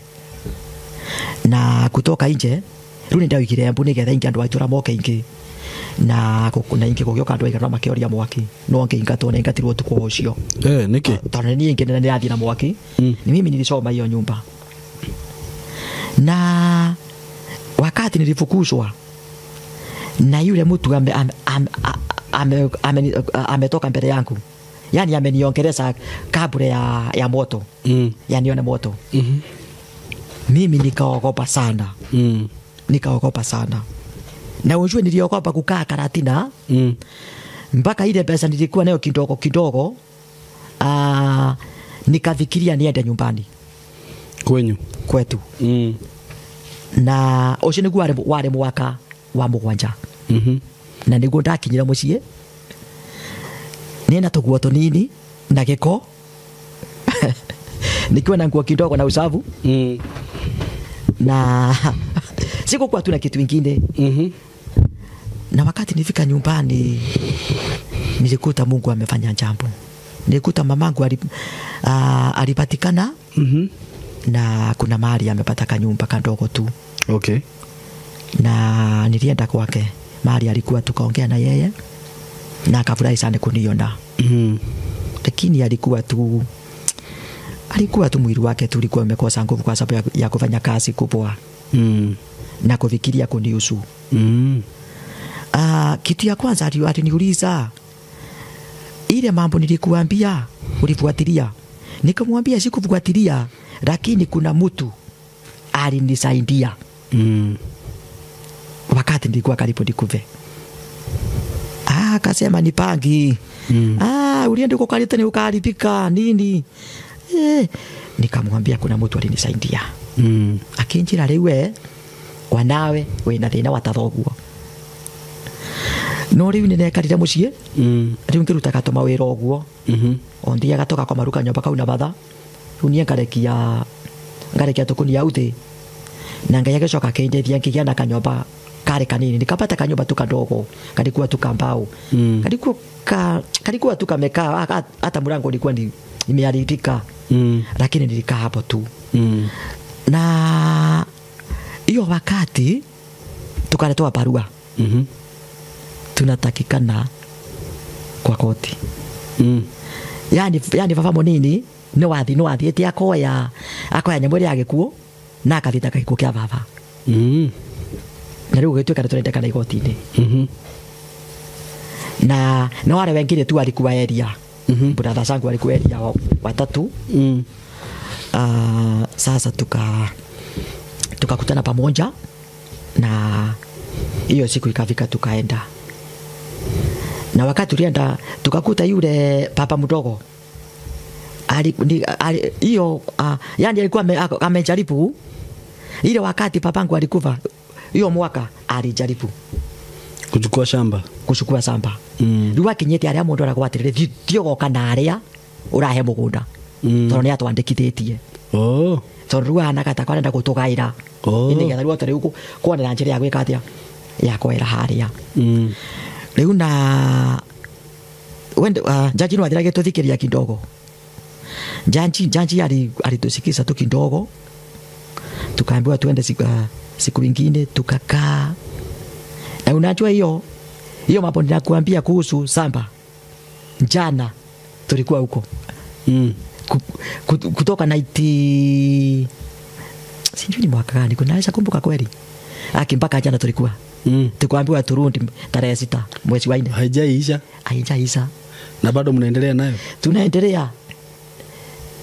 Tunaendelea. Na nikiwa kwa nyumbani nikaambia karibia wacha kuondokea mic. Na nikiwa kwa nyumbani nikaambia mamangu yule mtu alinisaidia wakati nilikuwa na shida ya moto.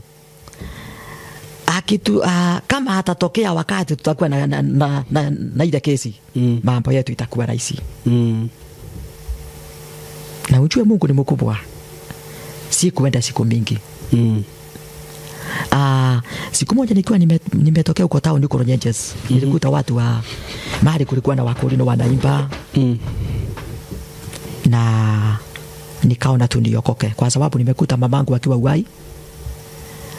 Na ni kama mambo tu imetulia. Hata kama tuko na kesi ya shamba, ni kama mambo inaonekana tu imetulia.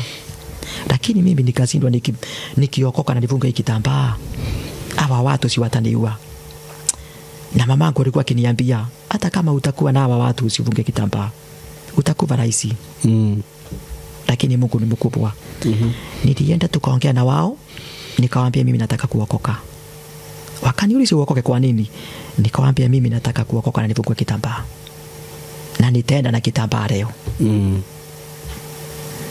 Mzee mmoja akasema anabatizwa yule amejitokeza. Huyu mtu wasa afungue kitambaa. Mmoja akatoa kitambaa, alikuwa na kakovia thini. Ndo hilo kitambaa kia muthuri umwe. Na angioherwo. Na hau ndio namenyanire na Ngai. Nikajuana na Mungu. Na nikafuatilia Mungu. Nikasimama na Mungu. Na Mungu ni mkubwa.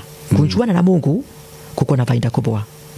Wale watu walikuwa wameenda mbali na mamangu, wakaanza kurudi na kujua huyu ni mama yetu. Wale watu walikuwa wanapiga mamangu na kumutusi, Mungu akaleta kitu ya kufanya. Yani sisi, unajua mimi nilikuwa na kitamba na mamangu akona kitamba. Sasa hata kama wanasema sisi ni wasawi wawili. Na mimi nione vizuri nifunge kitamba, nitasaidia mama kwa yule mama alikuwa tunaenda kwake. Mutumia ora wamuherete akimuruta ndere ya mai. Na uni ono kire nkimenyana na Ngai na akirumirira njira ciake. Na nikakubali kukaa na Mungu. Na nikafuatana na yeye. Na nikaokoka kabisa. Na unjue nimeokoka kweli. Watu wa area kwetu wamepanda mira. Kwangu hakuna mura. Kwetu nyumbani hakuna, na wengine wako na mira. Na kwetu hakuna. Na yule mwingine alikuwa watatu kwetu. Na yeye alikuwa anaenda kanisa kidogo. Na yeye akakubali Yesu kabisa. Siku hizi ni pastor. Na mimi ninaimba. Watoto wa brother wangu mmoja ni pastor. na kutoka hiyo siku mimi niliokoka kana hiyo wakati ile njia Mungu alitengeneza kwangu, na ni mimi nilionekana sina masomo sina nini, ile tengeneza mpaka wale wengine wamesoma njia yani acio magitemberwo njira kwitokera kuri nie onie itathoma onie cukuru wagire mimi nilikuwa na sinda Mungu alitengeneza njia kweli, alitengeneza njia kweli na nikakubali kukaa kwa hiyo njia mpaka leo. Sasa mimi nilikuwa nikitaka kuambia watu wale wanakusikiza, wale wanatusikiza leo ukiwa na sinda Mungu anatengeneza njia. Amen. Na ngainda thondeka kanjira ni gukorwo ati we muthomu na kuthoma ni kwega na Mungu atengeneza njia ati kwa sababu wewe au na masomo hata kama unapitia sinda Mungu anaweza tengeneza njia hata kama una masomo usaidie watu wengine sana wamesoma. Kweli.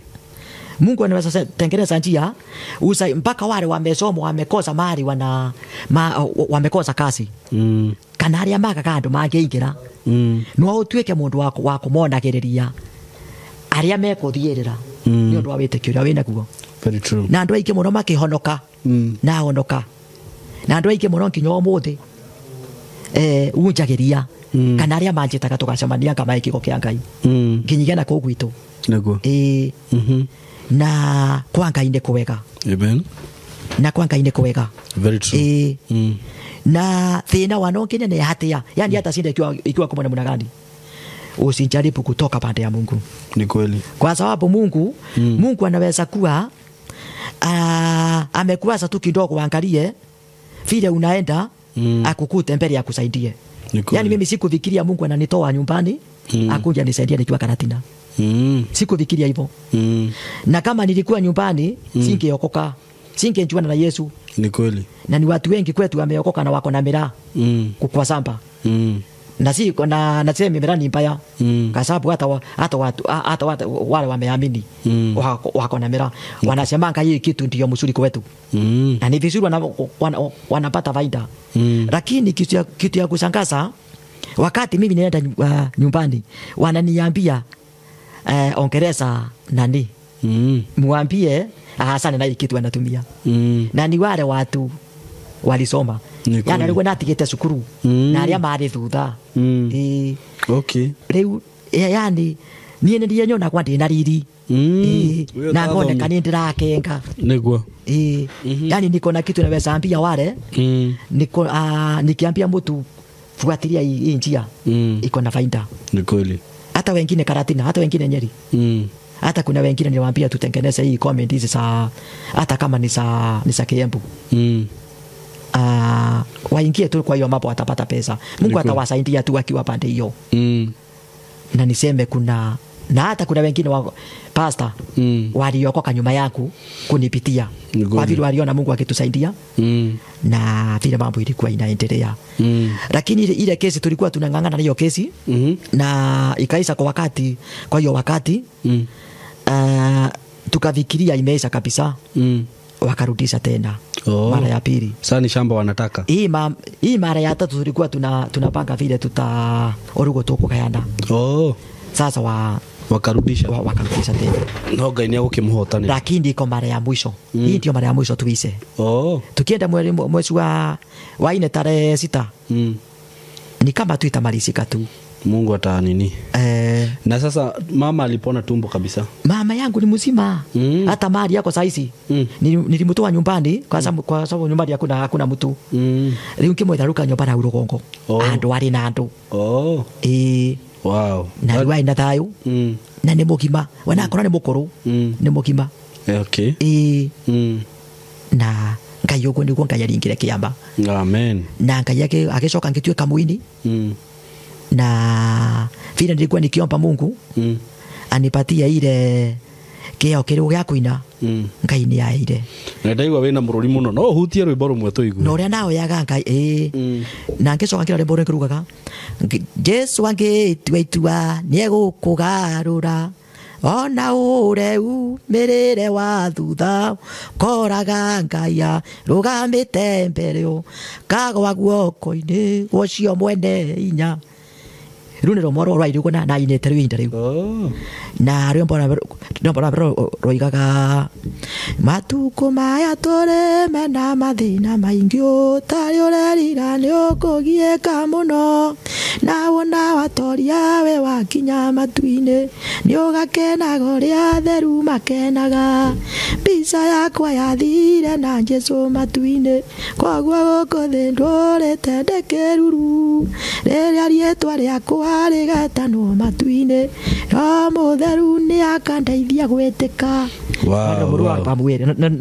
karembo na kuna wimbo ingine ulikuwa unasema maitho ma mwili uyu kuona monaga mathino na nä kiongoro nyingä ciandorwo nä inya o mundu akienda kuona maria marĩ thĩno maitho nĩ mendaga kuona ngoro ekaga gwĩtĩkia nĩ nyĩmbo njega mũno mũno nĩ ndungĩte ona kwĩna rũngĩ nĩ rũnĩ ya Ngai andeithie aya mbia ciakwa tũrauga korwo nĩ ũthaka niĩ ndingĩonekire tondu andũ aingĩ nĩ tondu thĩ kũrĩa andũ athaka mũno na nĩega mũno na mwene hinya mũno no maitho maku Ngai matiamonire korwo nĩ ũthaka niĩ ndingĩonekire tondu thĩ kũrĩa andũ athaka mũno na nĩ ogĩ mũno na mwene hinya mũno na maitho maku Ngai matiamonire. Kweli kabisa. Rũgano rwaku nĩ rwa ku encourage mũndũ na nĩ kwĩra mũndũ wothe ũragerera maũndũ maritũ rĩ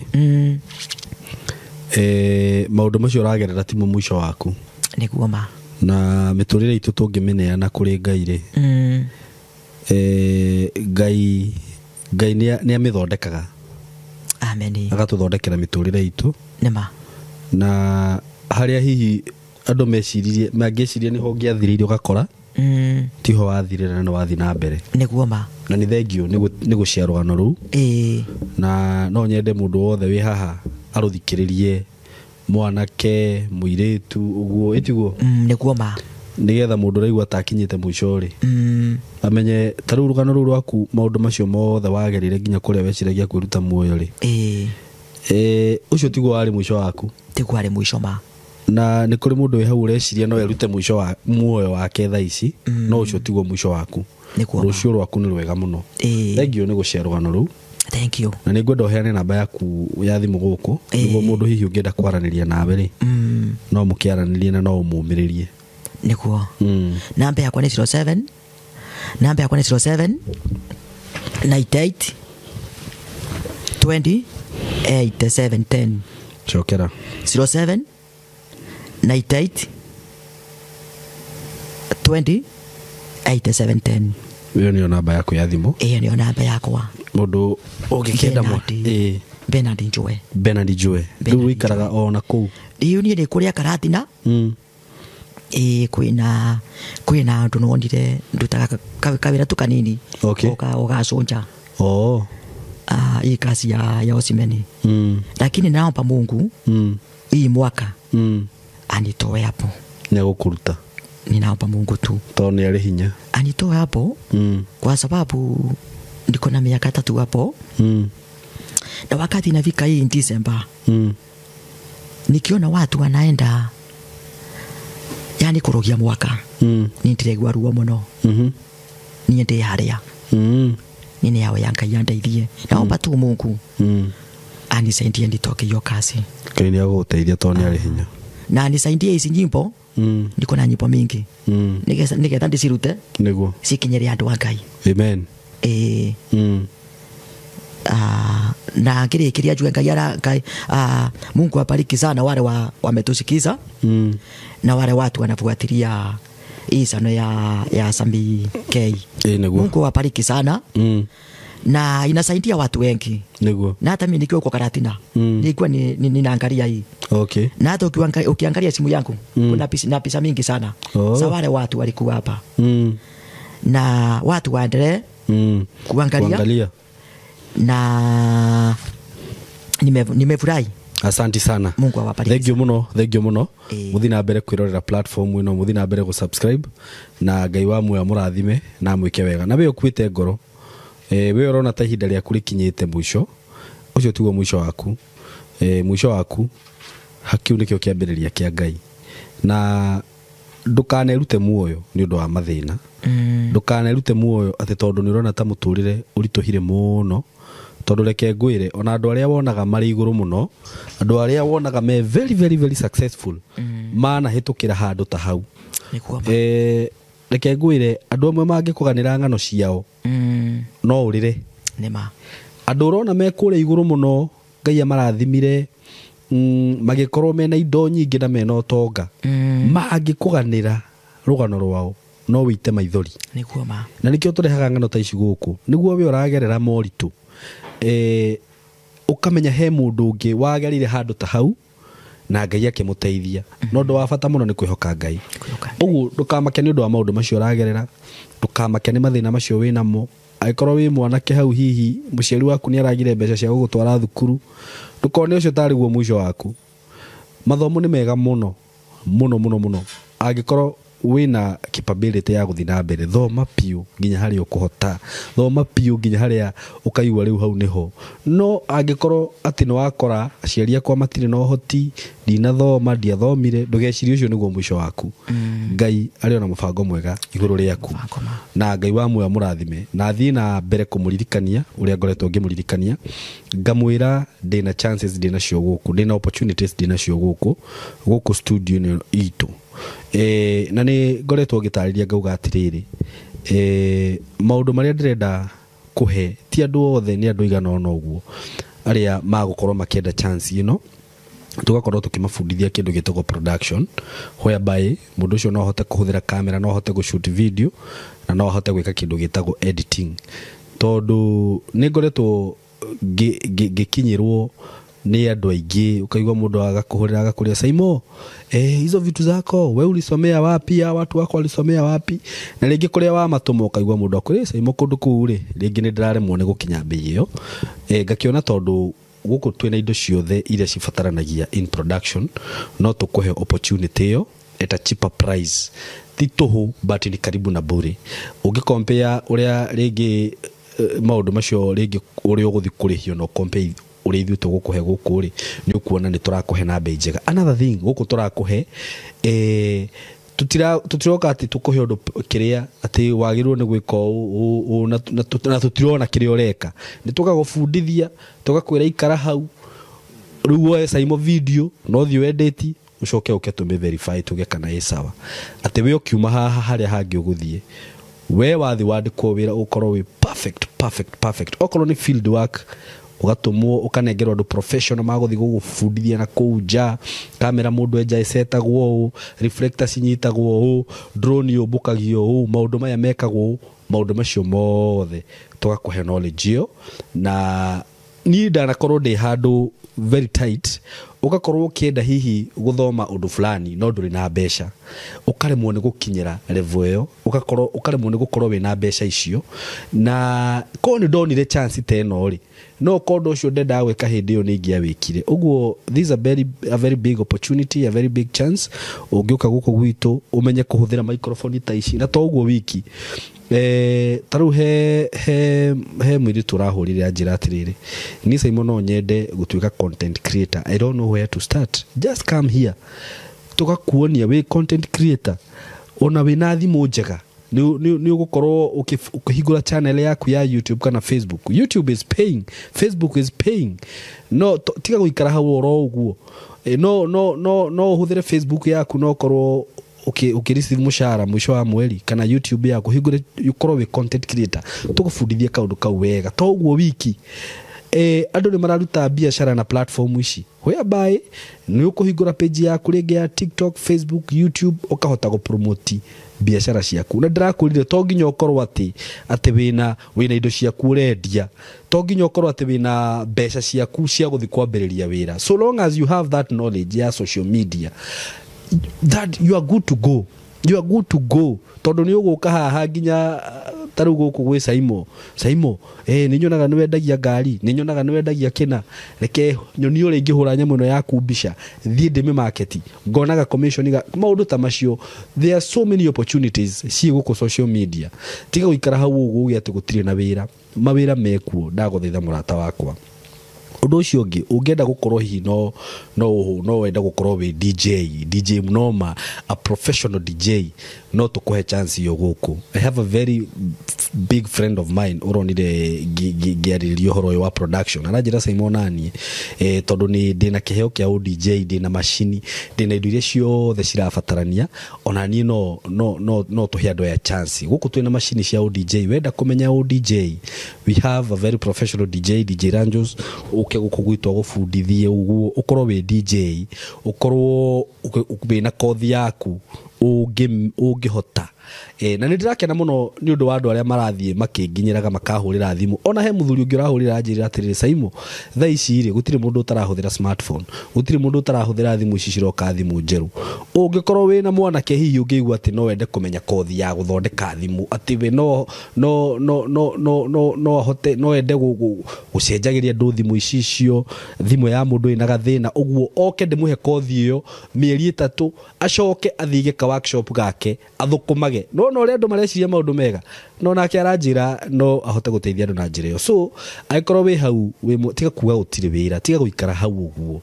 Maũndũ mayo ũrona maũndũ technical atĩ ũndũ ũngĩthiĩ wĩrute mĩeri 3, mĩeri 4, mĩeri 6, ũndũ ũcio ũkorwo waingĩra meciria-inĩ maku, maũndũ macio nĩmo andũ maramake mbia nacio na motha ici. Ona nĩ ũndũ ndĩreka ndiathire atĩ gũthomera mĩaka 10 thukuru, aca no gũikara thĩ na mũndũ akanjĩra, Saimo you need to do this and this and this and this. Ko ndiamũthikĩrĩirie ndingĩrĩ haha, ndũngĩnjĩ ndoragĩra thaa ici, na nĩkĩo ndĩrakũhe opportunity ĩno na ngakũhe chance ĩno. So ũngĩkĩenda gũtũkinyĩra no tũhũrĩre thimũ na 0724333313. Njokere rĩngĩ 0724333313. God bless you so much na mũgĩe na ihinda rĩega. Tunawapenda sana sana, asanteni sana. Ndakũgeithia wĩ mwega mũrata wakwa na mwĩroreri wakwa.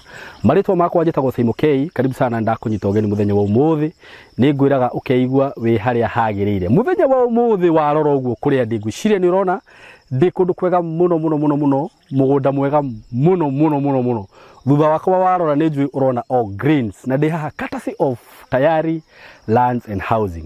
Ndarĩ haha ngĩkũrehera mũgũnda ũngĩ tũrakwendagĩria haha Kabati last week, ona ndonani na thikũ 4 ũrakorwo wathira. Ĩno nĩ project ĩngĩ njerũ ndakũrehera ĩrĩ o haha Kithioko. Kuma harĩa ndĩ nginya Kithioko ngwĩciria nĩ handũ ingĩteng'era na nginye. Na ũhoro wa Kithioko nĩ ngũtarĩria ũhoro wa tauni ya Kithioko na njĩra nene mũno. Ngakwĩra nĩ tauni njega, tauni ĩkũrĩte mũno. Gũtirĩ kĩndũ ũtangĩona Kithioko, kĩndũ o gĩothe ũngĩenda. So nĩ ngũkũria mũrata wakwa na wĩ hau wona video ĩno tiga gweterera. Buroti ici cia Tayari citikaraga. Mũgũnda ũyũ ndĩnaguo haha thaa ici ũtinangĩirio buroti cia 50 by 100 na ũhutĩtie barabara ya kũingĩra mũgũnda ĩno haha. Mũgũnda ũyũ ũkomeire barabara haha kuma Rami-inĩ haha Rami-inĩ ũkũingĩra o kilomita 1.5 ũkorwo wĩ mũgũnda-inĩ. Mũgũnda ũyũ ũgatinangĩrio kũndũ kwĩna maneighbor, kũndũ kwĩna maĩ, kũndũ kwĩna thitima, kũndũ kwĩna mathukuru, kũndũ kwĩna indo ciothe iria ũrabatara. Ũngĩenda kũrĩma gũkũ no ũrĩme, nĩ ũrakĩona ũrĩa irio cireka. Ũngĩenda gwaka, neighbors wako hapa, sio kubahatisha. Wĩhĩke na ihenya. Namba ya thimũ 0715 99 99 09 0715 99 99 09. Ũngĩenda gũka ofici ci harĩa Thika, ũkĩingĩra Thika hestage twĩtaga Gatito hau, o hau nĩ ũkuona building ĩtagwo Mco Plaza building, ũke kũu 3rd floor room 302 ũkinye ofici ya Tayari kũu. Bei nĩ 160, buroti ya 50 by 100, iyo nĩ cash hamwe na title. Wenda kũrĩha na installment ũkũigĩrĩra deposit ya 50,000, balance ũrĩhe na mĩeri 6 na cigo ka 180 including title deed. Uko karibu sana.